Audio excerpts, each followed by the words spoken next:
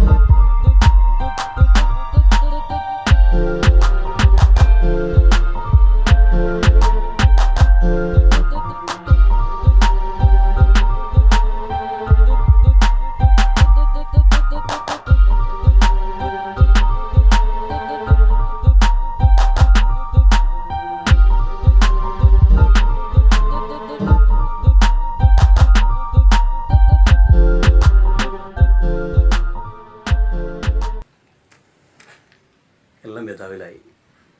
ഒട്ടും പ്രതീക്ഷിക്കാതുള്ളൊരു മരണം.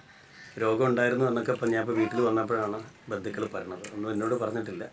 എന്നോട് വിളിക്കുമ്പോൾ എപ്പോഴും ഹാപ്പി ആയിട്ടാണ് സംസാരിച്ചുകൊണ്ടിരുന്നത്. ഇപ്പോൾ ഒരു സിനിമ വന്നിട്ടുണ്ട്, ഇന്ദ്രൻസിൻ്റെ കൂടെ ഒരു സിനിമയിൽ അഭിനയിക്കാൻ ഭാഗ്യം കിട്ടിയിട്ടുണ്ട്, എന്നെ അനുഗ്രഹിക്കണം എന്നൊക്കെ പറഞ്ഞുകൊണ്ട് ഇപ്പം ഞാൻ എറണാകുളത്ത് നിന്ന് ഈ വീട്ടിലേക്ക് വരുമ്പോഴും ജിതേഷേട്ടൻ്റെ പാട്ടുകൾ കേട്ടുകൊണ്ടാണ് ഞാൻ വണ്ടി ഓടിച്ചു പോകുന്നത്. പിന്നെ എനിക്ക് വിട്ട വോയിസ് മെസ്സേജുകൾ കേട്ടുകൊണ്ട് മരിച്ചൊന്നും ഇപ്പോഴും വിശ്വസിക്കാൻ പറ്റില്ല. ആളിപ്പം പാലവും പാലവും എന്നുള്ള പാട്ടിൽ പറഞ്ഞ പോലെ എൻ്റെ അമ്മ മണ്ണോട് മണ്ണ എന്ന് അപ്പം തന്നെയല്ലേ പറയാറുള്ളത്. മണ്ണോട് മണ്ണായിട്ട് ഇവിടെ കിടക്കേണ്ട ആൾ മറക്കൂല. ജിതേഷേട്ടനെ പോയിട്ടുള്ളൂ. ജിതേഷേട്ടൻ്റെ പാട്ടുകൾ എന്നും മലയാളികളുടെ മനസ്സിലും എൻ്റെ മനസ്സിലൊക്കെ ഉണ്ടാവും. ഒരു കടം ബാക്കി വെച്ചിട്ടാണ് പോയത്. അതിനി എന്തെങ്കിലും ഞാൻ സ്വർഗത്തിൽ ചെല്ലുമ്പോൾ ഞങ്ങൾ അവിടെ നിന്ന് വീട്ടിക്കൊള്ളാം.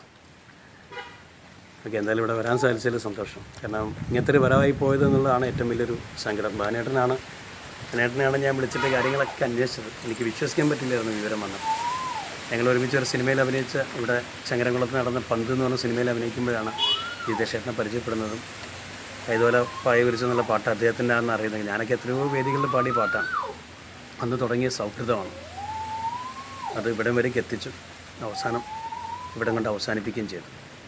ഇത്തിരിയൊക്കെ അവനവൻ്റെ ശരീരത്തിൻ്റെ ആരോഗ്യത്തിനെക്കുറിച്ച് ജിതേഷേട്ടൻ ചിന്തിച്ചിരുന്നെങ്കിൽ ഇങ്ങനെയൊന്നും സംഭവിക്കില്ലായിരുന്നു. പിന്നെ മൂപ്പർക്കും തോന്നിക്കാണും ഭാര്യയും മക്കളൊന്നും ഇല്ല. അപ്പം അങ്ങനെയൊക്കെ ചില പ്രചരണം നടക്കുന്നുണ്ട് കേട്ടോ. ജിതേഷേട്ടൻ്റെ ഭാര്യയുണ്ട്, ഡിഗ്രിക്ക് പഠിക്കുന്ന ഒരു മോളുണ്ടെന്നൊക്കെ എന്നെ വിളിച്ച് പറഞ്ഞിട്ടുണ്ട്. ഞാനിപ്പോൾ വീട്ടിലാണ് നിൽക്കുന്നത്. വീട്ടിൽ ജിതേഷേട്ടൻ്റെ ചേട്ടനാണത്. മോഹൻദാസേട്ടൻ വരും. ചേച്ചിരമാണ് മോഹൻദാസ്. ജിതേഷൻ താമസിച്ച വീടാണ്. അദ്ദേഹം കല്യാണം കഴിച്ചിട്ടില്ല, അദ്ദേഹത്തിന് കുട്ടികളും ഇല്ല, ഒരു ബാധ്യത ഉണ്ടാക്കി വെച്ചിട്ടില്ല. ഈ വീട്ടിലാണ് കഴിഞ്ഞിരുന്നത്. അപ്പോൾ അതും കൂടി ഒന്ന് ഞാൻ കുറച്ചുകൂടിയാണ്. ഒരുപാട് മരിച്ചു കഴിഞ്ഞാൽ എന്തിനാണ് നമ്മളിങ്ങനെയുള്ള പ്രചരണങ്ങളൊക്കെ നടത്തുന്നത്? മരിച്ച ആൾ പോയില്ലേ, അയാളിങ്ങനെ നമ്മളാരെയും ബുദ്ധിമുട്ടിക്കാൻ വരില്ലല്ലോ. പിന്നെ എന്തിനാ ഇല്ലാത്ത കഥകൾ പറയുന്നതാണ് സങ്കടം. എന്തായാലും കേരളത്തിന്, മലയാളികൾക്ക് വലിയ നഷ്ടമാണ് ജയശേട്ടൻ ജീവിച്ചിരുന്നെങ്കിൽ, ആരോഗ്യവാനായിട്ടിരുന്നെങ്കിൽ, കുറച്ചൊക്കെ ആരോഗ്യത്തെ നോക്കിയിരുന്നെങ്കിൽ ഇനിയും ഒരുപാട് നല്ല പാട്ടുകൾ, മലയാളികളുടെ മനസ്സിന് ഉണർവേകുന്ന ഒരുപാട് പാട്ടുകൾ ഇനിയും ഉണ്ടാവുമായിരുന്നു. അതിന് സമ്മതിച്ചില്ല. 50 വയസ്സ് പോലും തികയ്ക്കാതെ ജിതേഷേട്ടൻ പോയിരിക്കുകയാണ്. ആത്മാവിന് ശാന്തി കിട്ടട്ടെ. അപ്പോൾ വിനോദേട്ടൻ പറഞ്ഞത് ശ്രദ്ധിച്ചില്ലേ? മരണപ്പെട്ടു പോയവരെ കുറിച്ച് അപവാദങ്ങളും അത്തരത്തിലുള്ള കാര്യങ്ങളൊന്നും പറയാതിരിക്കുക. ഇനി നമുക്ക് അവർക്കായിട്ട് ചെയ്യാൻ മറ്റൊന്നുമില്ല. അതുകൊണ്ട് അവരുടെ നല്ല പേരിനെ നുണ പറഞ്ഞുകൊണ്ട് കളങ്കപ്പെടുത്താതിരിക്കുക എന്നുകൂടി ഓർമ്മിപ്പിച്ചുകൊണ്ട് ഈ വീഡിയോ വൈൻഡപ്പ് ചെയ്യുകയാണ്. എല്ലാവർക്കും നന്ദി.